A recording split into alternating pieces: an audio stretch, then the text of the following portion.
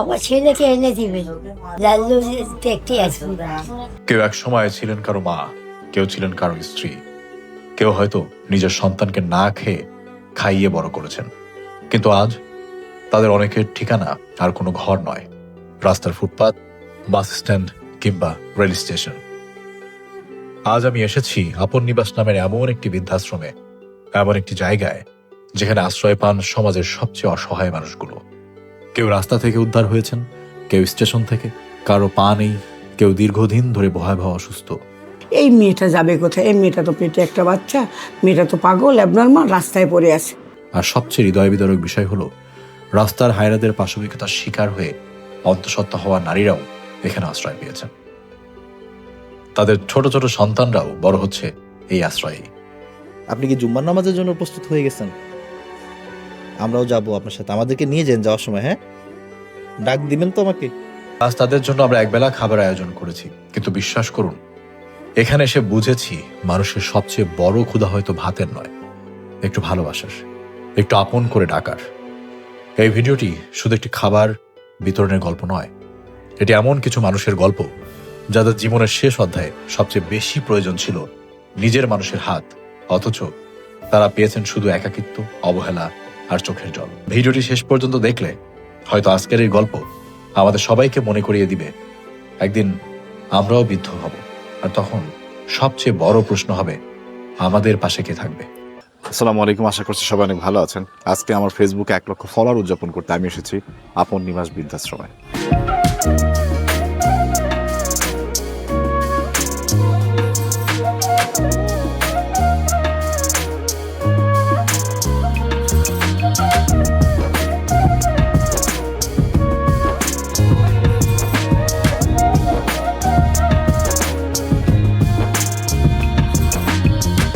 এক লাখ সংখ্যাটা শুনতে খুব সাধারণ লাগে, কিন্তু 1 লাখ সংখ্যার পেছনে আছে 1 লাখ মানুষের বিশ্বাস, ভালোবাসা আর সমর্থন।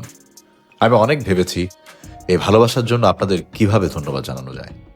শেষ পর্যন্ত মনে হলো, আপনাদের দেওয়া এই ভালোবাসা যদি আর একদল মানুষের মুখে একবেলার হাসি এনে দিতে পারে, তাহলে সেটাই হবে সবচেয়ে সুন্দর উদযাপন।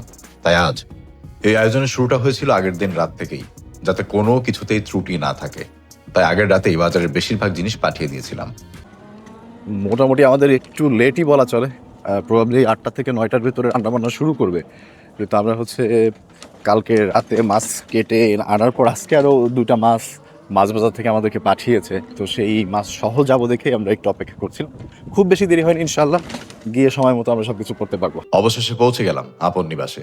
বাড়ি থেকে খুব সাধারণ একটা জায়গা, কিন্তু ভেতরে ঢুকতেই বুঝলাম এটা শুধু একটা বৃদ্ধাশ্রম নয়, এটা এমন একটা আশ্রয় যেখানে অনেক মানুষ জীবনের শেষ ভরসাটা খুঁজে পেয়েছেন। জানতে পারলাম দেশের বিভিন্ন জায়গায় রাস্তায় পড়ে থাকা অসহায় বৃদ্ধ মানুষদের এখানে নিয়ে আসা হয়। কেউ অসুস্থ অবস্থায় ছিলেন, কেউ মানসিকভাবে ভেঙে পড়েছিলেন, কেউ হয়তো দিনের পর দিন কারো অপেক্ষায় ছিলেন, কিন্তু কেউ আর ফিরে আসেনি।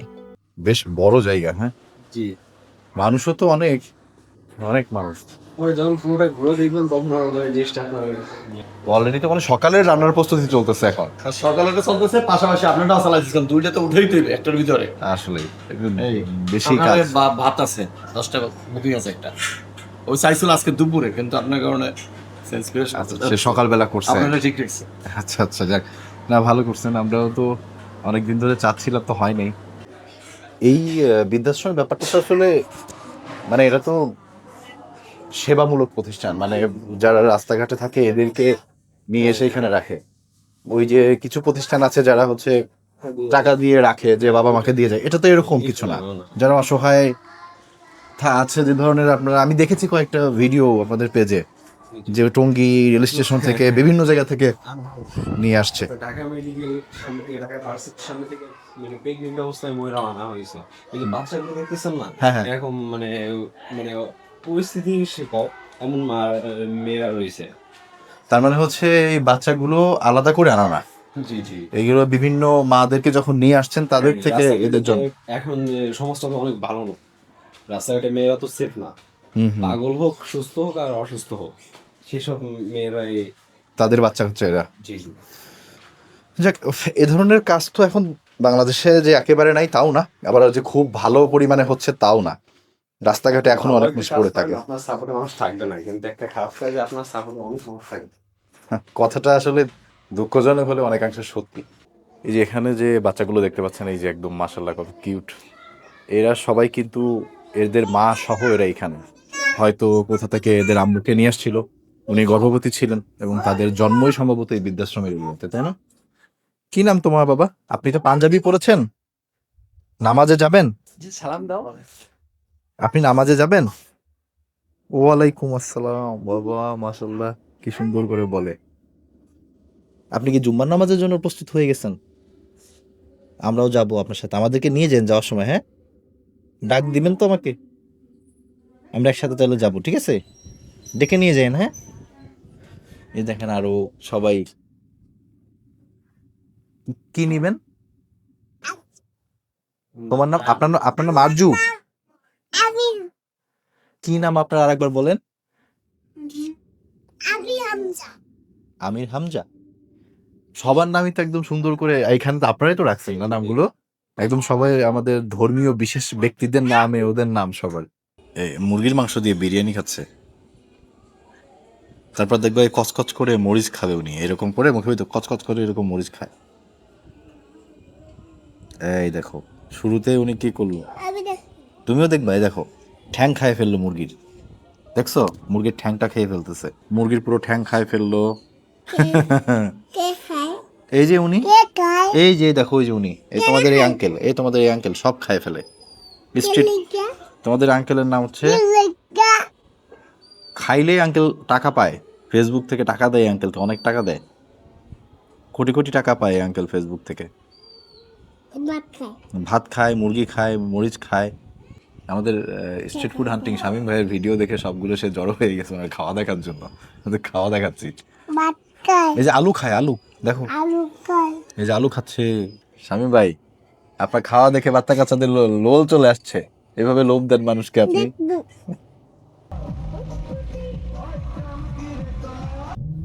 আমি জানি না আপনাদের কানে ওই আওয়াজগুলো আসতেছে কিনা, বাট আমি একটু বৃদ্ধাশ্রমের বাইরে বের হয়ে এখানে নদীর পাশ দিয়ে হাঁটছিলাম।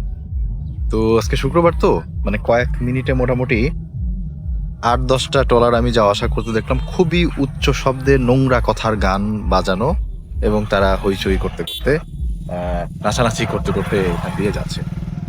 দেখুন অবসর সময় মানুষ আনন্দ করবে, কোথাও ঘুরতে যাবে, এটাই স্বাভাবিক। তবে আমার কাছে মনে হয় আমাদের বাংলাদেশের একটা বড় সংখ্যক মানুষের যে কোনটা বিনোদন এবং কোনটা অভদ্রতা, এই ব্যাপারে প্রশিক্ষণের প্রয়োজন আছে। পর্যটন শিল্প আমাদের দেশে কেন উন্নত হয় না? এর একমাত্র কারণ হচ্ছে আমাদের দেশে পর্যটক নাই। সবাই আনন্দ আর ঘোরাফেরা বলতে যা বোঝায় তার ভিতরে একটা বড় অংশই হচ্ছে এই নোংরামি করে আনন্দ পায়। তো এই দেশের মানুষের তো অনেক একটা বড় অংশের এই শিক্ষাই নাই যে আমি ভ্রমণ করতে গেলে আমার কি করা উচিত, কি করা উচিত না। তাহলে সেই দেশে পর্যটন সমৃদ্ধ হবে কিভাবে? আসসালামু আলাইকুম, আমি সৈয়দা সেলিনা সেলি, প্রতিষ্ঠাতা ও নির্বাহী পরিচালক, আপন নিবাস বৃদ্ধাশ্রম। আপন নিবাসের জন্ম 2010 সালে। একদিন আমি টঙ্গী স্টেশনে গেলাম, আমি এয়ারপোর্ট স্টেশনে গেলাম রাতে, দিনে না, ওই যে দিনে সমাজ, তাই রাতে গেলাম, তার কারণ লিফলেট বিলি করবো, এখানে তো হাজার হাজার মানুষ চলে, আমি হাজার হাজার লিফলেট দেবো, 10টা লিফলেট যদি সারা আসে একবেলা ভাত দেয়। টঙ্গীর লিফলেট বিলি করতে গিয়ে রাত 11টা নাগাদ তখন একটা বুড়ি পড়েছিল, তা সে মানসিক ভারসাম্য হারা, তার গায়ে পোকা ধরছে, পচন পর্যাপ্ত রকম, অনেক পচন। এটা দেখে ওই বুড়ির দিকে তাকিয়ে দাঁড়িয়ে তাকাইয়া থাকলাম। তারপর বসলাম, তাকে ডাকলাম, মা করলাম, না কোনো সাড়া নেই, টাকা দেবো, খাবা, কিছু করো না।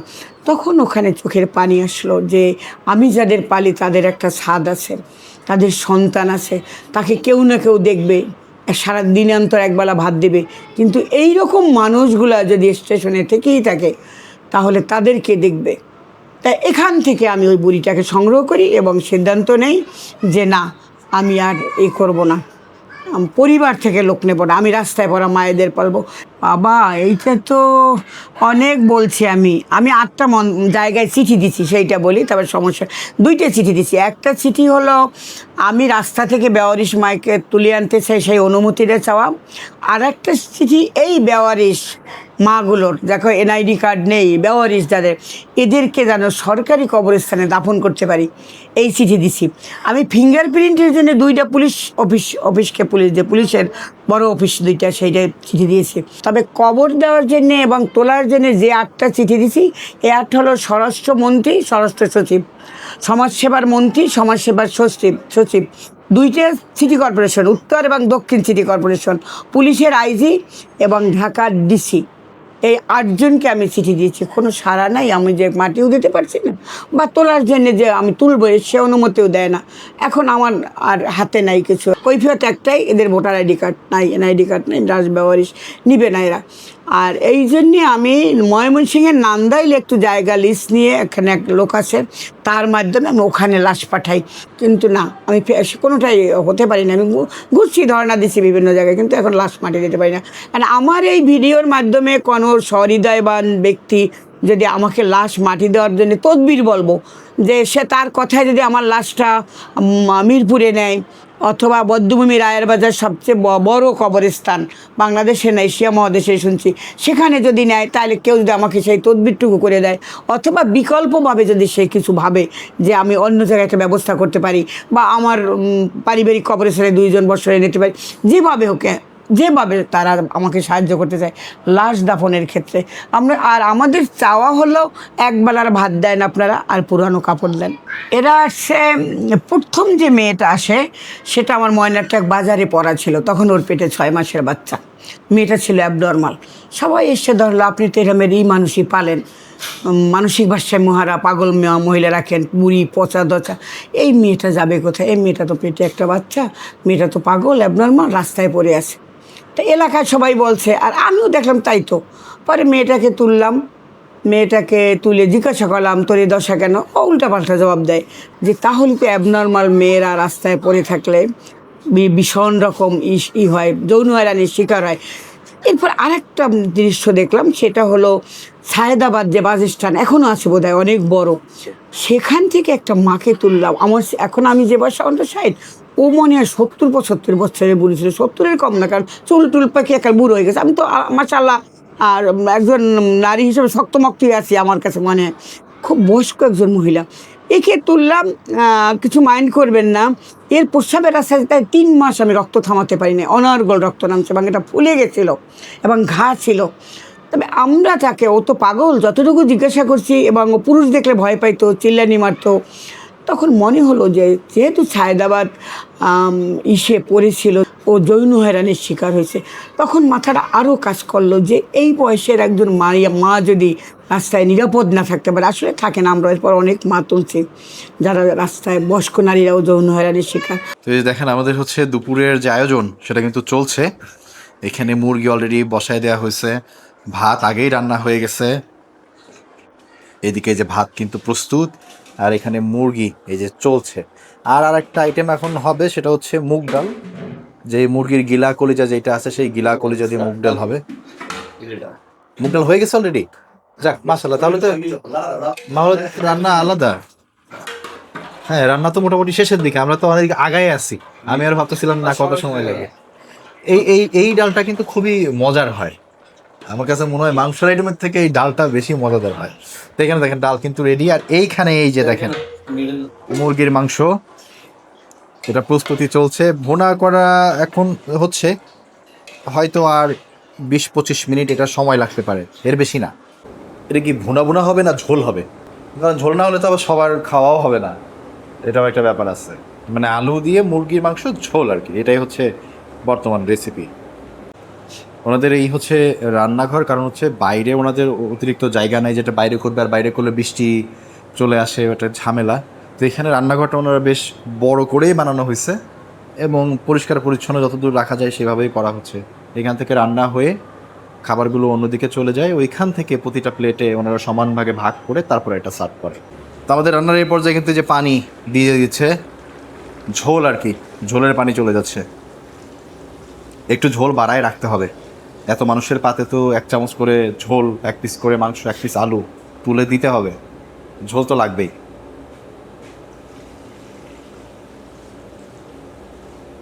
তরকারি কালার সুন্দর আসছে, এটা মাত্র ঝোল দিল, আরও তো বেশ কিছু সময় এটা আগুনে জাল হবে। তারপর নামায় ফেলা হবে। ঝোল এই পরিমাণে লাগবে, আর লাগবে না, আর লাগবে না। এখন আর 10 মিনিট জাল দিলেই হয়ে গেল না? আরো বেশি লাগবে না? আমি ব্রয়লার মুরগি দেখে ভাবলাম যে হয়তো বেশি সময় লাগবে না। ঠিক আছে, উনি এখানে কাজ করছে, কাজ করুক। পানি যেহেতু দেওয়া হয়ে গেছে, এখন হয়তো আর কিছুক্ষণ জাল দিতে হবে। আমরা মাছ ভাজার সময় আবার দেখবো। এ হচ্ছে আমাদের বোয়াল মাছ, কিন্তু ম্যারিনেশন ডান। হলুদ মরিচ লবণ দিয়ে এটা ম্যারিনেট করা হয়ে গেছে। এই যে বড় তাওয়ায় তেল গরম হচ্ছে, এটা ভেজে নেওয়া হবে। এই যে বিসমিল্লাহ করে দিয়ে দিল। না বোয়াল মাছ তো, বোয়াল মাছ একটু ফাটে, ওই যে চামড়াটা। বোয়াল মাছের চামড়ার নিচে একটা তেল থাকে, এই জন্য চামড়াও মোটা থাকে, দিলেই ধাম করে আওয়াজ হয়। রান্নাঘরে তখন ব্যস্ততা। একদিকে বল মাছ প্রস্তুত হচ্ছে, অন্যদিকে মুরগির মাংস। বড় বড় হাঁড়িতে ডাল রান্না হচ্ছে মুরগির গিলা কলিজা দিয়ে। রান্নার গন্ধ ধীরে ধীরে পুরো জায়গাটা ভরে দিচ্ছিল। আমি জানি না আমার এই রিলসটা কতজন দেখেছেন। ফেসবুকে একটা রিলস আমি একবার বলেছিলাম যে আমি যে প্রমোশন করব না তা না, রেস্টুরেন্টের প্রমোশন করতে বললে আমি তাও করব। আমি এটা বলেছিলাম, এর রিজন ছিল হচ্ছে যে যদি আমার সেই প্রমোশনের টাকাটায় একটা গরিব মানুষের উপকার হয়, কোনো একটা দরিদ্র পরিবারের উপকার হয়, অথবা কোনো প্রতিষ্ঠান যারা গরিব মানুষকে দেখাশোনা করছে তাদের আমি কিছু করতে পারি, তাহলে আমি কাজটা করব। একজন মানুষ যে রিলসটা দেখে আমাকে নিজে থেকে ফেসবুকে একটা মেসেজ দেয় যে ভাই আপনার এই কথাটা আমার ভালো লাগছে, আমি আপনার সাথে এমন কিছু করতে চাই। আপনাদের আজকে তার সাথে একটু পরিচয় করাই দিই। ইনি হচ্ছেন আমাদের ইমরান ভাই। মাছ বাজার নামে ওনার একটা প্রতিষ্ঠান আছে, যিনি সারা বাংলাদেশেই মাছ সরবরাহ করেন, এবং নদী বলেন যে ধরনের মাছই আপনার দরকার হয়, ওনার মাছ বাজার পেজে যোগাযোগ করলে পেয়ে যাবেন। আমরা মূলত ব্যবসা করি 2017 সাল থেকে। তখন থেকেই আমরা ক্যাশ অন ডেলিভারি বিজনেসটা চালু করছি। কিন্তু কিছু অসাধু লোকজন যারা আর কি প্রতারণা করে মানুষের সাথে, তারা অগ্রিম টাকা নেয়, নিয়ে ওই লোকগুলোকে পরবর্তীতে ফোন ধরে না, মেসেজ করে না। তখন এই লোকগুলো যে বিভিন্ন জায়গায় এদেরকে খুঁজে, তখন আইসা আমাদের রিয়েল পেজগুলোতে আইসা তারা অভিযোগ জানায় যে ওটাও আমাদের পেজ ছিল, সেটা আমাদের টাকা দিয়েছে। কিন্তু তখন আসলে তাদের কথা শুনে আমাদেরকেও কিছু করার থাকে না, কিন্তু নিজেদের খুব অপরাধ বোধ হয় যে আসলে এই বিজনেসটা কিভাবে একটু যে সিকিউর করা যায় সবার জন্য, যে কেউ প্রতারণার শিকার হবে না। তবে সবাইকে আমার অনুরোধ থাকবে যে কেউ অগ্রিম টাকা দিয়েন না। টাকা না দিয়েও তো আপনি মাছ নিতে পারতেছেন। আসসালামু আলাইকুম ভাই। দেখেন কি জানেন এখানে আসার পরে কি হয়েছে? এখানে বাচ্চা কাচ্চারা আছে, তো আমি রিলস দেখতেছিলাম, তা আপনার রিলস আসছে। এখন তারা আমাকে আর উঠতে দেয় না, আর একটা দেখান। সব এখানকার বাচ্চা কাচ্চারা সব শামীম ভাইয়ের ভিডিও দেখতেছিল বসে বসে আমার ফোনে। এতক্ষণ আমি বসেছিলাম। জাস্ট শামীম ভাইয়ের সাথে আমার কয়েকদিন আগে কথা হয়েছিল, কোথায় কথা হয়েছিল সেটা এখন আমি বলতে পারতেছি না, বাট দেখা হয়েছিল আমাদের। তো আমি যখন বললাম যে ভাই আমি এই জায়গায় যাচ্ছি, তো শামীম ভাই বললো যে ভাই তাহলে আমি আসবো। বৃদ্ধাশ্রমের কথা যখন উনি শুনছে তখনই বলছে যে না আমি আসবো, এবং ওনার আজকে এক জায়গায় দাওয়াত আছে, তারপরে চলে আসছে। শামীম ভাই অনেক ধন্যবাদ। আসসালামু আলাইকুম। রাস্তায় বদ্ধ পাগল অবস্থায় ছিল এই একজন, এই একটা মা আছে দেখেন, আমি জানি না।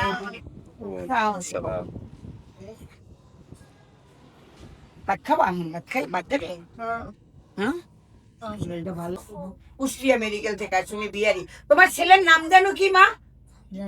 লাল্লু। লাল্লুকে কিছু বলবা? লাল্লু থাকে কই? লাল্লু কই থাকে? ইন্ডিয়া। তোমার দেখতে আর আইলো না, তুমি আবার ওই মোবাইল ওই তো বলো, ওই ছবিতে বলো আসবে। আনে লাল্লু আমার দেখতে আস, বলো তুমি বলো তোমার আমার ছেলেকে এনে দিবে। ও বলো তুমি লাল্লুকে বলো লাল্লু দেখতে আইস আমারে। লাল্লু দেখতে আসবো। সারা জীবন অপেক্ষা করে উনি 10-15 বছর। ওটা দেখো ওনার এখান থেকে কেটে ফেলে দিতে হয়েছে এটা। হ্যাঁ, অ্যাক্সিডেন্ট করছিল না? না ছিল পা। ও ফাইলে ফুলে নষ্ট হয়ে গেছে, বাঁকাটা আত্মীয় স্বজন নাই কেউ ফেলে দিছে। আর এইখানে দেখেন এই যে এইখানে হামজাও ছিল, ওরা আমার সাথে বাইরে বসে অনেকক্ষণ এরা গল্প করেছে, শামীম ভাইয়ের ভিডিও দেখলো বসে বসে। এই সবগুলো এই আমি এদেরকে যখন দেখি কোনোভাবেই মনে হয় নাই যে এরা এই অবস্থায় থাকে। দেখে মনে হয়েছে একদম ফুলের মতো বাচ্চাগুলো, যারা দেখেন তো, এখন খাইতে বসছে মানে তো, আমি জামাতে- বলতেছি কি এদেরকে দেখে কেউ কি করে পার্থক্য বুঝতে পারবে যে একটা নর্মাল বাসায় বের ওঠা বাচ্চা আর এর ভিতরে কোনো পার্থক্য আছে? না, এখানে ওরা নাই। ভালো জীবনে। এবং এরা এখানে ওদের অবহেলিত জীবনটা থেকে এখানে বলছি অনেকে দত্তক চায়, আমি দিব, ওদের নামে জমি দিতে হবে, ব্যাংক ব্যালেন্স দিতে হবে, ওদের মায়ের স্বীকৃতি দিতে হবে, 300 দিলেই আমি দত্তক দেবো। মানে দত্তক দিতে কোনো সমস্যা নাই, কিন্তু তার জন্য ওদের জন্য কিছু একটা সম্পদ দিতে হবে। এটা তো পাগলের জেনেটিক, আপনারা জানেন আমাকে বেশি জেনেটিক ভাবে এই বাচ্চা কখনো অ্যাবনর্মাল হয়ে যেতে পারে, সম্ভাবনাটা থাকে। বংশ পাগল থাকলে অ্যাবনর্মাল সম্ভাবনা আছে। তারপর যদি তার আবার একটা সন্তান আসে, অন্য কিছু ভালো হয়, এই বাচ্চা দুষ্ট হয়, বাজে হয়, ফেলে দেয় তো, হ্যাঁ যাবে হ্যাঁ, মানে এটা একটা সম্ভাবনা নেওয়ার পরে দেখবো সমস্যা, তখন ফিরে দেবো। মানে এমন না যে আমি যদি না খাওয়াই তাহলে এরা খাইতে পারবে না, ব্যাপারটা কোনোভাবেই এরকম না।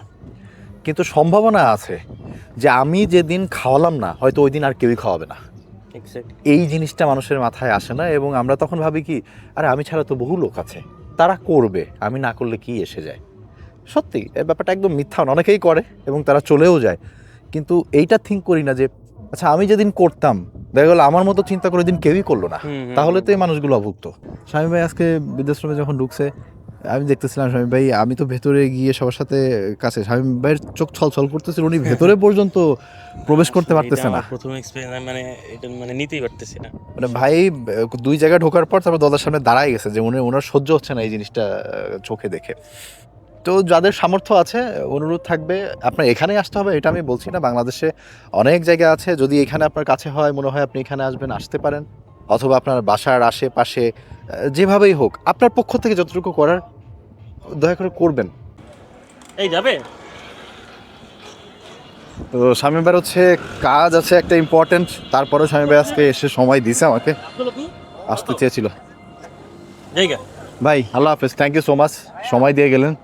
আমার Next জানেন দেখা হচ্ছে, হ্যাঁ আমি কল দিব না। আল্লাহ হাফেজ ভাই, আসসালামু আলাইকুম। তো রান্না কিন্তু আমাদের শেষ, এখন পরিবেশন করা হবে। অলরেডি এখানে এই যে ভাত আর মাংস কিন্তু অলরেডি এখানে বেড়ে রেডি করে রাখা হয়েছে। ওনাদের এই জায়গাটা হচ্ছে 3টা ব্লকে ভাগ করা, A block, B block, C block.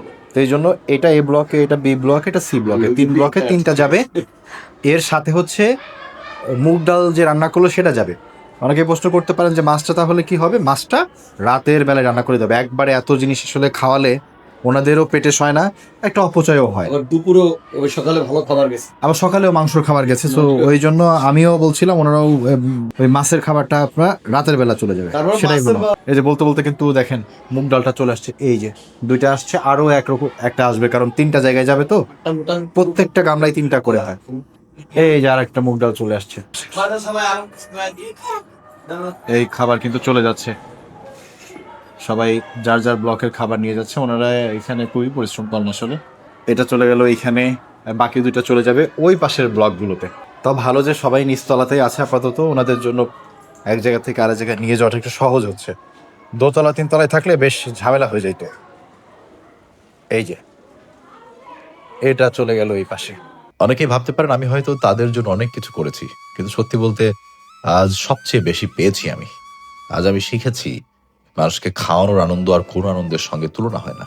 ফেসবুকে 1 লাখ ফলোয়ার হওয়া অবশ্যই আনন্দের, কিন্তু সেই আনন্দ যদি একজন ক্ষুধার্ত মানুষের মুখে হাসি হয়ে ফিরে আসে, তখন সেই আনন্দের গভীরতা একেবারে অন্যরকম হয়ে যায়। যে মানুষটা নিজের নতুন কাপড় না কিনে আপনার জন্য ঈদের জামা কিনেছিলেন, যে মানুষটা সারা রাত জেগে আপনার জ্বরের মাথায় পানি ঢেলেছিলেন, যে বাবা নিজের স্বপ্নগুলো একে একে বিক্রি করে আপনার স্বপ্নগুলো গড়ে তুলেছিলেন, যে মা নিজের মুখের শেষ লোকমাটা আপনার মুখে তুলে দিয়ে বলেছিলেন বাবা আমার ক্ষুধা নেই, আজ সেই মানুষগুলো বয়সের ভারে নুয়ে গেলে কেন এত একা হয়ে যান?